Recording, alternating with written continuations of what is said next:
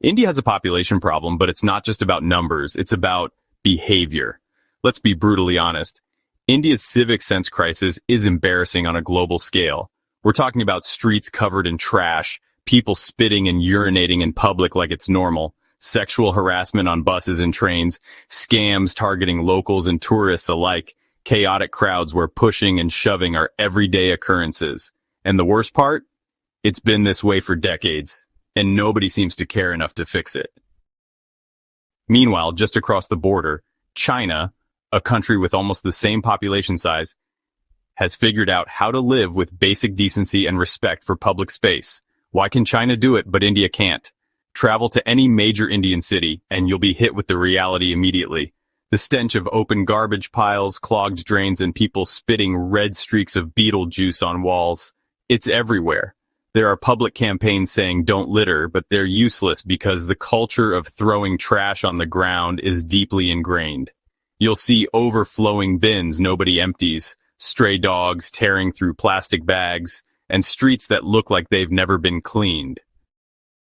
And this isn't just in slums or poor neighborhoods, it's in major tourist spots, business hubs, even near government buildings. Civic sense isn't about poverty, it's about basic respect for shared spaces, and India is failing at it. Public hygiene is another disaster. Despite billions spent on Swachh Bharat, public defecation hasn't disappeared. People still use railway tracks, open fields, and city corners as toilets. According to UNICEF data, millions of Indians still defecate in the open because public toilets are scarce, dirty, or simply ignored. Diseases like cholera and diarrhea spread like wildfire because of this, and children pay the price. Yet, in China, a nation with even more people packed into cities, you don't see this. Public toilets are everywhere, they're maintained, and most importantly, people actually use them. It's not rocket science, it's just basic civic behavior backed by enforcement. And let's talk about the lack of personal boundaries in India. Anyone who's used public transport there knows the chaos. Trains are overcrowded, yes, but that doesn't excuse the relentless pushing and shoving.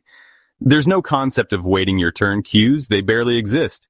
You could be patiently standing in line for hours and someone will still cut right in front of you without hesitation. Compare that to China's train stations where millions of passengers line up daily in orderly queues. No one cuts, no one pushes, and if they do, security steps in immediately. It's a matter of discipline and respect, two things Indian public life is severely lacking. Then comes the ugly truth about harassment. In India, it's so common for women to be verbally harassed or groped in public that there's even a term for it: eve teasing. Imagine living in a place where you can't walk down a busy street or ride a bus without worrying about unwanted touching or crude remarks. Authorities talk tough about women's safety, but it hasn't translated to safer public spaces.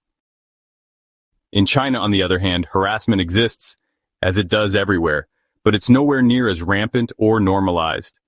Surveillance cameras, stricter laws, and a culture that doesn't tolerate this behavior make Chinese cities safer for women to travel alone, day or night.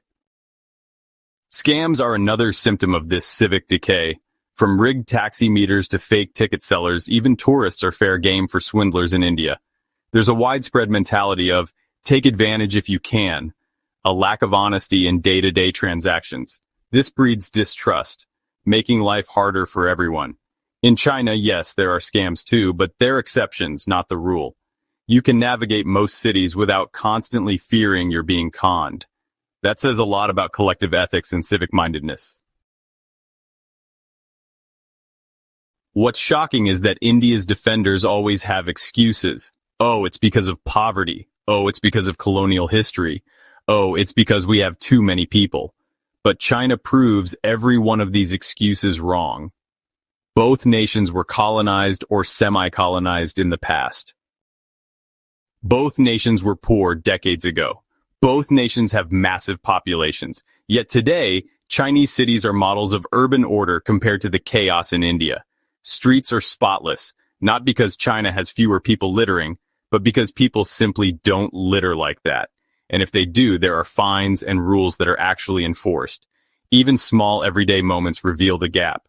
In China, you board a subway, people wait for passengers to exit before entering.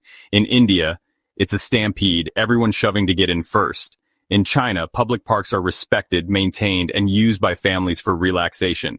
In India, many parks are trashed, vandalized, or taken over by loiterers.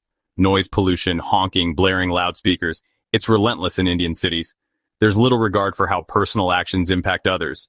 That's the heart of India's civic sense crisis. Selfishness disguised as freedom, where no one wants to follow rules because rules are seen as optional.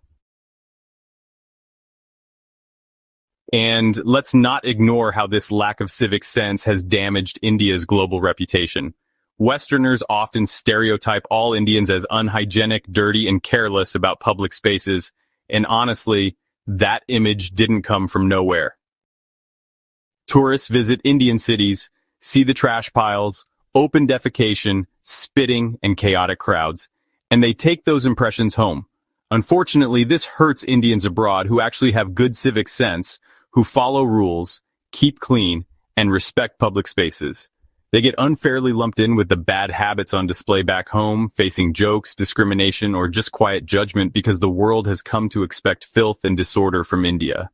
The actions of the majority are staining the reputation of the responsible few, and that's deeply unfair, but it won't change until India fixes its civic behavior crisis. This isn't just about making India look bad for the sake of it.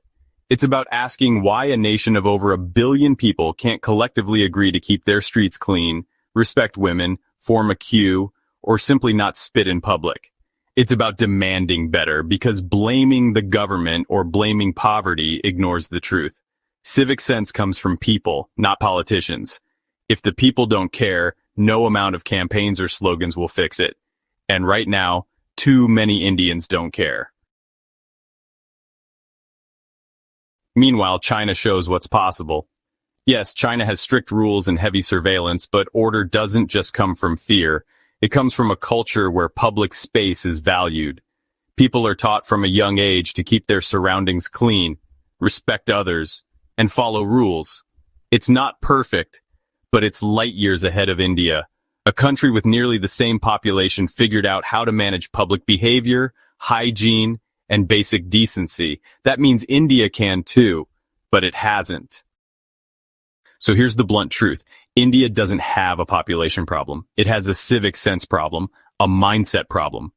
Until people decide that public spaces deserve respect, that basic hygiene matters, that harassment and scams are unacceptable, nothing will change. India doesn't need another flashy Clean India campaign. It needs a cultural revolution in behavior.